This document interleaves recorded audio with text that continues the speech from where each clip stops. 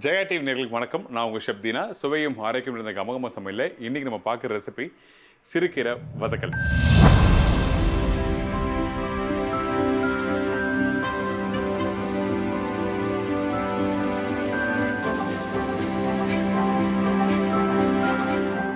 அதாவது இந்த கீரை வதக்கல் சொல்லுவாங்க. இது பொரியலும் சொல்லலாம். ஆனால் நம்ம வீட்டு சைடில் எப்படி பண்ணணும்னா, இது காரத்துக்கு வந்து கொஞ்சம் குறுமிளகு போடுவாங்க. அதுக்கப்புறம் பூண்டு, இந்த காஞ்ச மிளகாய், இவ்வளோ தான், வேறு எதுவுமே இல்லை. ரொம்ப நல்லாயிருக்கும். இது வந்து கம்பல்சரி வந்து மதியம் சாப்பாட்டில் கொஞ்சம் ரைஸோட மிக்ஸ் பண்ணி சாப்பிட்டா ரொம்ப நல்லாயிருக்கும். கொஞ்சம் கூட லைட்டாக ஒரு 1/2 டீஸ்பூன் நெய் ஊற்றி அப்படி அந்த சாதத்தோட இந்த கீரையை மிக்ஸ் பண்ணி சாப்பிட்டா ரொம்ப சூப்பராக இருக்கும். இப்போ இந்த ரெசிபி வந்து நம்ம பார்க்க போகிறோம். இந்த ரெசிபி வந்து தேவையான பொருட்கள் ஃபஸ்ட்டு பார்த்துருங்க, அதுக்கப்புறம் செய்முறையை பார்க்கலாம். கீரை வதக்கல் தேவையான பொருட்கள்: கீரை தேவையான அளவு, தேங்காய் துருவல் 1/4 கப்பு, இடிச்ச பூண்டு 5 பல்லு, வரமிளகா 2 நம்பர், கடுகு 1/4 டீஸ்பூன், மிளகுத்தூள் 1/4 டீஸ்பூன், உப்பு தேவையான அளவு, எண்ணெய் தாளிப்புக்கு தேவையான அளவு. இப்போது இந்த ரெசிபிக்கு தேவையான பொருட்கள் நீங்கள் எல்லாம் பார்த்துருப்பீங்க. இப்போ நம்ம என்ன பண்ணுறோன்னா, கொஞ்சமாக பேனில் எண்ணெய் ஊற்றி வச்சுருக்கேன். அதிகமான எண்ணெய் வேண்டாம், சும்மா லைட்டாக ஒரு 2-3 டேபிள் ஸ்பூன் அளவு இருந்தால் போதும் தான் எண்ணெய். ஏன்னா எண்ணெய் அதிகமாக இருந்தால் உங்களுக்கு சாப்பிட பிடிக்காது. இதில் வந்து வெங்காயமோ இல்லை மற்றபடி வேறு எந்த ஒரு மசாலாவும் போட போகிறதில்ல. நீங்கள் நார்மலாக வீட்டில் பொரியல் சொல்லும் போது பார்த்தீங்கன்னா இதில் கடுகு, அப்புறம் சீரகம் சில பேர் போடுவாங்க. ஆனால் இந்த இடத்துல வந்து நான் இடித்த பூண்டு போடுறேன். இந்த இடித்த பூண்டு நம்ம என்ன பண்ணுறோன்னா, ஃபஸ்ட் லைட்டாக வதக்குறோம். இந்த லைட்டாக வதக்கும் போது அதுக்கப்புறம் வரமிளகா, கடைசியாக பெப்பர் போடுவோம். இப்போ லைட்டாக இந்த பூண்டு வதங்கி வர டைமில் நான் என்ன பண்ணுறேன்னா, இந்த பெப்பர் இருக்குல்ல, இந்த பெப்பர் வந்து கொஞ்சமாக அதில் போடுறேன். இந்த பெப்பரை வந்து அந்த பூண்டு இருக்குல்ல, அந்த இடத்துல கொஞ்சமாக போட்டு லைட்டாக பெரட்டுறோம். பெரட்டிட்டு உடனே நான் என்ன பண்ணுறேன்னா, இந்த வரமிளகாவை வந்து சும்மா அப்படி ஒன்று பாதியாக அப்படி உடச்சி போடுறேன். இப்படி உடச்சி போட்டிங்கன்னா அந்த காரத்துலேயே வந்து மிளகா வந்து கொஞ்சம் லைட்டாக வதங்க ஆரம்பிக்கும். அதுக்கு பிறகு கீரையை போட்டு லைட்டாக பெரட்டி அப்படியே எடுத்து சாப்பிட வேண்டியதான்.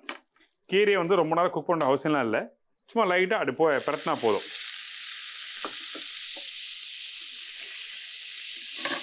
அப்படி லைட்டாக இந்த மாதிரி ப்ரிப்பரேஷன் வந்து நிறைய பேர் வந்து ஹோட்டலுக்கு வரும்போது என்ன பண்ணுன்னா, எனக்கு சம்திங் ஒரு ரொம்ப லைட்டான ஃபுட்டாக இருக்கணும், ஆனால் நல்லா ஹெல்த்தியாக இருக்கணும், எங்களுக்கு வந்து ஒரு மதிய சாப்பாட்டில் வந்து எனக்கு இதுமாதிரி கீரையை ஜஸ்ட் பேனில் டாஸ் பண்ணி தெரியாமல் கேட்பாங்க. ஸோ அதனால தான் வந்து இந்த ரெசிபி நான் பண்ணுறேன். இதை நம்ம வந்து கீரை பொரியல்லாம் பண்ணுறோம். அந்த கீரையை வந்து நல்லா வதக்கிட்டுனா அதோட லைஃப் போயிடும். அந்த கீரை பார்த்தீங்கன்னா ஒரு 90% நீங்கள் பேனில் சூடு இருக்கும்போது அடுப்பு ஆஃப் பண்ணிடணும். ஏன் கேட்டிங்கன்னா மீதி இருக்க சூட்லேயே அது வெந்து வரும். நம்ம என்ன பண்ணுறோம், முழுசாக நல்லா வதக்கிடுறோம். வதக்கி முடிச்ச பிறகு அப்புறம் வந்து திருப்பி அந்த கடாயில் இருக்க சூடு அப்படியே இருக்கும். திருப்பி வதக்கும்போது அந்த கீரையில் இருக்க கிடைக்க வேண்டிய நன்மைகள் எதுவுமே கிடைக்காம போயிடும். ஸோ அதனால் நம்ம என்ன பண்ணுறோன்னா, இந்த மாதிரி லைட்டாக வதங்கி வர டைமில் இந்த கீரையில் திருப்பியும் நான் என்ன பண்ணுறேன், பெப்பர் போடுறேன். நல்லா புரிஞ்சுக்கோங்க. இப்போது இந்த பெப்பர் இதில் போட்டால் சாப்பிட்றதுக்கு நல்லாயிருக்கும். இந்த மிளகுத்தூளை போட்ட பிறகு ரொம்ப நேரம் குக் பண்ண வேண்டாம். ஸோ அந்த கீரை லைட்டாக அப்படி பெரட்டிட்டு அதுக்கப்புறம் தேவையான உப்பு, இதோட துருவி வச்சிருக்க தேங்காய் அப்படியே மேலோட்டமாக போடுறோம். அடுப்பு ஆஃப் பண்ணுங்க. அப்படியே சுட சுட எடுத்து சர்வ் பண்ணுறேன். சிம்பிள். இந்த மாதிரி ப்ரிப்ரேஷனை நீங்கள் வீட்டில் பண்ணும்போது சுட சுட சாதத்தோட நீங்கள் கொஞ்சம் லைட்டாக கொஞ்சம் நெய் ஊற்றி சாப்பிட்னா சூப்பராக இருக்கும். இப்போ ரெடி ஆகிடுச்சு. ரெடியானதை ஒரு சின்ன பிளேட்டில் ட்ரான்ஸ்ஃபர் பண்ணிடலாம். என்னடா இவர் பொரியல் மாதிரி பண்ணிட்டு வதக்குன்னு சொல்லி ஒரு பேரை வச்சு கொடுக்குறா சொல்லி நினைக்காதீங்க. விஷயம் இருக்குது, கிட்டத்தட்ட அதே மாதிரி தாங்க. ஆனால் இந்த இடத்துல ஒரு முக்கியமாக கவனிக்க விஷயம் என்ன, அந்த கொஞ்சமாக எண்ணெயில் அந்த 4 பூண்டை போட்டு லைட்டாக வதக்கிட்டு கொஞ்சம் மிளகுத்தூளை போட்டு லைட்டாக பெரட்ட உடனே நம்ம என்ன பண்ணியிருக்கோம், அந்த வரமிளகாவும் அந்த கீரையும் போட்டு ஒரு 80% அளவுக்கு லைட்டாக வதக்கிட்டு கடைசியாக திருப்பியும் மிளகுத்தூளும் அந்த தேங்காவும் போட்டு மிக்ஸ் பண்ணி எடுத்தீங்கன்னா நீங்கள் நார்மலாக சாப்பிட்ற அந்த பக்குவத்தில் இருக்காது. ஏன் கேட்டிங்கன்னா அந்த பூண்டும் அந்த மிளகும் சேர்த்து சாப்பிடும்போது ஒரு காரத்தன்மை கொடுக்கும். அந்த காரத்தன்மையோட நீங்கள் அந்த கீரையும் சேர்த்து சாப்பிடும்போது, அந்த தேங்காயும் சேர்த்து சாப்பிடும்போது அந்த இனிப்புத்தன்மை இருக்கும். அந்த கீரை நிறைய பேர் வீட்டில் நீங்கள் நோட் பண்ணி பாருங்கள், அந்த கீரை நல்லா வதக்கி முடிச்ச பிறகு எடுத்து கிண்ணத்தில் வைப்பாங்க. அந்த கீரை கொஞ்ச நேரம் கழிச்சு தண்ணி விட்டுருக்கும். ஆனால் இந்த பக்குவத்தில் நீங்கள் குக் பண்ணால் கீரை தண்ணி விடாது. அதுக்கு என்ன காரணம்னா, நீங்கள் அதை வந்து நல்லா முழுமையாக 100%, 200%, 300% வதக்குனா அந்த கீரை வேல்யூ கொடுக்காது. அதனால தான் இந்த பக்குவத்தில் பண்ண சொல்கிறோம். சின்ன சின்ன சேஞ்சஸ் அந்த ரெசிபி வந்து ஒரு வித்தியாசத்தை கொடுக்கும். கண்டிப்பாக ட்ரை பண்ணி பாருங்கள். நல்ல ஒரு நியூட்ரிஷன், நல்ல ஒரு ப்ரோட்டீன் இருக்குது. காரத்துக்கு வந்து மிளகு கொடுத்துருக்கோம். அந்த மிளகு தன்மை வந்து பார்த்தீங்கன்னா குளிர்ச்சி தான் கொடுக்கும். காரத்தன்மை, வயிறு எரிச்சல் அந்த மாதிரிலாம் இருக்காது. சரிங்களா?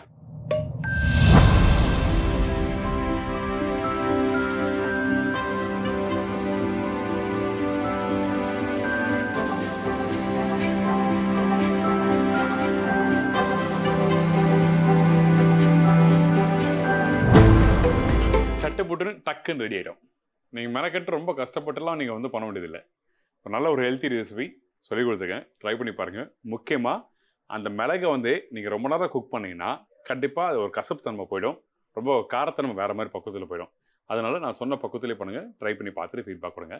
இதே மாதிரி நான் இன்னொரு நாள் இன்னொரு புது ரெசிபி சந்திக்கிறேன். நன்றி, வணக்கம். C you, bye, take care.